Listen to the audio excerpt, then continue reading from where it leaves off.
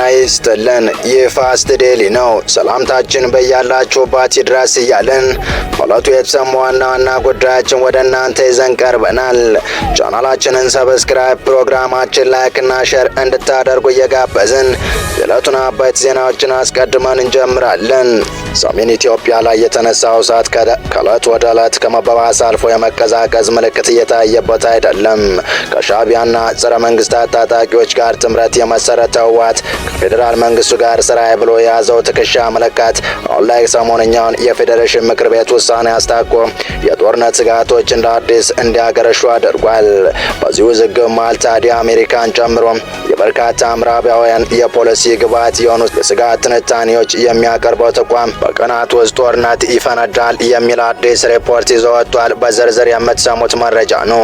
በሌላ በኩል ደግሞ ለኢትዮጵያ የባህር በር ጥያቄ ቀይ ባህር ተሳትፎ ትልቅ የድል በር ከፋች ነው የተባለው ስምምነት ተፈርሟል። ኢትዮጵያ፣ እስራኤልና ህንድን ያካተተ የቀይ ባህር ደህንነት ትሪያንግል የተሰኘ አዲስ የኃይል አሰላለፍ እውን የሚሆንበትና ኢትዮጵያን የቀይ ባህር ዋና ተዋናይ የሚያደርገው ስምምነት ተፈርሟል። ሌላኛው የጥንቅራችን አካል ነው፣ ትሰሙታላችሁ። በሌላ መረጃችን ደግሞ የአሜሪካ ጦር እስራኤል መግባቱ ተረጋግጧል። ይህንኑ ተከትሎ ቀጠናው ከባድ ስጋት ላይ ወድቋል ቢባልም የአሜሪካው ምክትል ፕሬዚዳንት ጄዲ ቫንስ ግን ኢራን አደብ በማስገዛታችን ቀጠናው አይናወጥም ሲሉ ተደምጠዋል። ምክትል ፕሬዚዳንቱ የአሜሪካ ጥቃት ማንንም አያሰጋም ቢሉም ቻይናን ጨምሮ በርካታ ሀገራት ግን ዜጎቻቸው ከኢራን እንዲወጡ እያደረጉ መሆኑ ተሰምቷል። በዝርዝር እንመለከታችኋለን። እስከ ፍጻሜው አብራችሁን ቆዩ። ሰሜን ኢትዮጵያ ላይ የተነሳው እሳት ከዕለት ወደ ዕለት ከመባባስ አልፎ የመቀዛቀዝ ምልክት እየታየበት አይደለም። ከሻዕቢያና ጸረ መንግስታዊ ታጣቂዎች ጋር ጥምረት የመሰረተው ህወሓት ከፌዴራል መንግስቱ ጋር ስራዬ ብሎ የያዘው ትከሻ መለካት አሁን ላይ ሰሞንኛውን የፌዴሬሽን ምክር ቤት ውሳኔ አስታኮ የጦርነት ስጋቶች እንደ አዲስ እንዲያገረሹ አድርጓል። በዚህ ውዝግብ መሃል ታዲያ ትግራይን የጦርነት አውድማ የሚያደርግ አዲስ ጦርነት የመፈንዳቱ ጉዳይ ዓለም አቀፍ ተቋማትን እያስማማ የመጣ ጉዳይ ሲሆን ዛሬም አሜሪካን ጨምሮ የበርካታ ምዕራባውያን የፖሊሲ ግብዓት የሆኑ የስጋት ትንታኔዎች የሚያቀርበው ተቋም በቀናት ውስጥ ጦርነት ይፈነዳል የሚል አዲስ ሪፖርት ይዞ ወጥቷል። ሪፖርቱ ይፋ የሆነው የሰሜኑ ውጥረት ጫፍ በነካበት ወቅት ሲሆን ሪፖርቱ ስለ ቀጠናው የኃይል አሰላለፍና የጦርነት ስጋት መካተቱ ተመላክቷል። የአፍሪካ ቀንድ ስጋት ክራይሲስ ግሩፕ ስለ አዲሱ የኃይል አሰላለፍና የጦርነት ስጋት አስጠነቀቀ። ኢንተርናሽናል ክራይሲስ ግሩፕ በቅርቡ ባወጣው ሪፖርት በኢትዮጵያ ፌዴራል መንግስት በኤርትራ በህወሓትና በአማራ ፋኖ መካከል ያለው የኃይል አሰላለፍ መቀየሩና ይህም ቀጠናውን ወደ አዲስና አስከፊ ጦርነት ሊከተው እንደሚችል አስጠንቅቋል። ቀደም ሲል የነበረው ወታደራዊ ጥምረት ፈርሶ አሁን ላይ የኤርትራ መንግስት የትግራይ ኃይሎችና የፋኖ ታጣቂዎች በፌዴራል መንግስቱ ላይ የጋራ ተቋሞ እያሳዩ መሆኑ ተገልጿል። ለዚህም ዋነኛው ምክንያት የፕሪቶሪያ ስምምነት የህወሓት ህልውና በማስቀጠሉና በኤርትራና አዲስ አበባ መካከል በተፈጠረ የጥቅም መጋጨት መሆኑ ተጠቁሟል።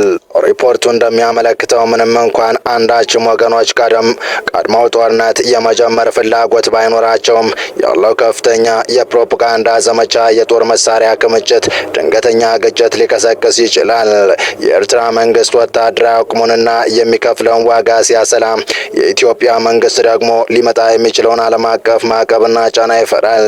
በሌላ በኩል የትግራይ ኃይሎች በውስጥ ክፍልና በህዝብ ድካም ምክንያት ለሌላ ጦርነት ዝግጁ እንዳልሆኑ ተመላክቷል። በመጨረሻም ክራይሲስ ግሩፕ ዓለም አቀፉ ማህበረሰብ ግጭቱን ለማስቀረት አስቸኳይ እርምጃ እንዲወስድ ጥሪ አቅርቧል። ዋና ዋናዎቹ ምክረ ሀሳቦችም የኢትዮጵያ መንግስት በባህር በር ሰበብ ወደ ጦርነት እንዳይገባ ማስጠንቀቅ፣ ኤርትራ በኢትዮጵያ የውስጥ ጉዳይ ጣልቃ መግባቷ እንድታቆም መጫን፣ የፕሪቶሪያ ስምምነት ሙሉ በሙሉ እንዲተገበር ማድረግና የኢትዮጵያ የባህር በር ጥያቄ በህጋዊ በሰላማዊ መንገድ ምላሽ እንዲያገኝ ድጋፍ መስጠት የሚሉት ናቸው። በቀጣይ መረጃም ለኢትዮጵያ ባህር በር ጥያቄና የቀይ ባህር ተሳትፎ ትልቅ የድል በር ከፋች ነው የተባለው ስምምነት ተፈርሟል። ኢትዮጵያ፣ እስራኤልና ህንድን ያካተተ የቀይ ባህር ደህንነት ትሪያንግል የተሰኘው አዲስ የኃይል አሰላለፍ እውን የሚሆንበትና ኢትዮጵያ የቀይ ባህር ዋና ተዋናይ የሚያደርገው ስምምነት ተፈርሟል። ስምምነቱ የተፈረመው የእስራኤሉ ጠቅላይ ሚኒስትር ቤንያሚን ኔታንያሁ ያስታወቁትን የቀይ ባህር ደህንነት ትሪያንግል የተሰኘ አዲስ ስትራቴጂክ አጋርነት ለማጽናት መሆኑ ተነግሯል። በእስራኤል ለሁለትዮሽ ቀናት ያደረጉት ጉብኝት ያጠናቀቁት የህንዱ ጠቅላይ ሚኒስትር ናሬንድራ ሞዲ ህንድና እስራኤል በመከላከያና በሰው ሰራሽ አስተውሎት ዘርፍ ያላቸውን ትብብር እንደሚያጠናክሩ ተናግረዋል። ሞዲና የእስራኤል አቻቸው ቤንያሚን ኔታንያሁ ሐሙስ ዕለት በጋራ ባወጡት መግለጫ ሀገራቱ ነጻ የንግድ ስምምነትን ተግባራዊ ለማድረግ እንደሚሰሩ ገልጸው ነበር። ሞዲ በኤክስ ገጻቸው ላይ በጊዜው የተፈተነ አጋርነታቸውን ወደ ልዩ ስትራቴጂካዊ ወዳጅነት ለማሳደግ ታሪካዊ ውሳኔ ወስነናል ብለዋል። ሞዲ ከአውሮፓውያኑ 2017 ወዲህ በእስራኤል ለሁለተኛ ጊዜ ያደረጉት ጉዞ ከሌሎች የመካከለኛው ምስራቅ ሀገራት ጋር ካላት ግንኙነት አንጻር የህንድ የውጭ ፖሊሲ ፈተና ተደርጎ ተቆጥሯል። በጉብኝቱ ወቅት ሞዲ የእስራኤልን የአይሁዳውያን ፍጅት መታሰቢያ የሆነውን ያድ ዋሽምን የጎበኙ ሲሆን በአገሪቱ ምክር ቤት ተገኝተውም ንግግር አድርገዋል። በዚህ ንግግራቸው ላይ መስከረም 26 2016 ዓ.ም በሐማስ የተፈጸመውን ጥቃት አውግዘዋል። ህመማቸውም ይሰማናል፣ ሐዘናችሁን እንጋራለን።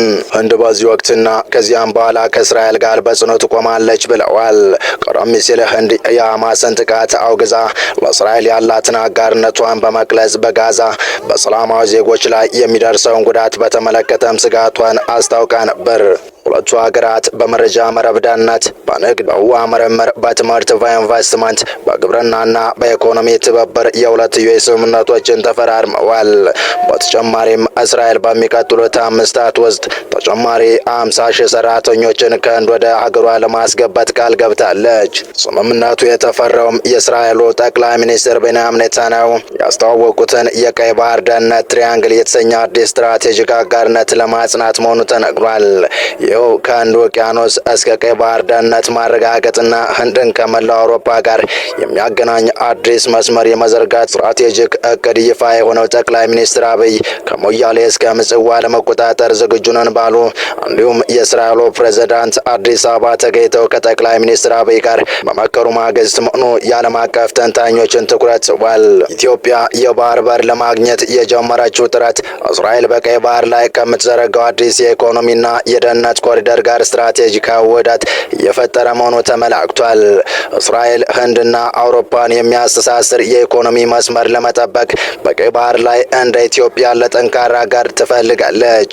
እስራኤል ከሶማሊላንድ ጋር የምታደርገውን መቀራረብ ኢትዮጵያ በዚያው ቀጠና የባህር ኃይል ለመገንባት ካላት እቅድ ጋር በቀጥታ ይገጣጠማል።